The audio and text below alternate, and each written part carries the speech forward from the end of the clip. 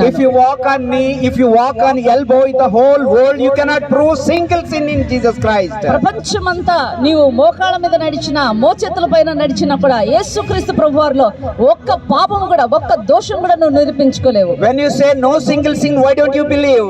మరి ఎప్పుడైతే ఒక్క పాపం కూడా లేదో ఆయనలో అన్నప్పుడు నువ్వు నమ్మడానికి ఏమైంది? You have to come and catch Jesus Christ's feet. నువ్వు వచ్చి యేసుక్రీస్తు ప్రభువారి పాదాల మీద పడాలి. You have to believe Jesus Christ. యేసుక్రీస్తుని విశ్వసించాలి. You have to worship the Lord. ప్రభువుని నువ్వు ఆరాధించాలి. There is no other option. ఇంకొక అవకాశం నీకు లేదు. Only one option to reach God through Jesus Christ. దేవుని చేరుకోవడానికి ఒకే ఒక మార్గం యేసుక్రీస్తు ప్రభువారు మాత్రమే. That is one question. అది Since I am having a truth, why don't you believe?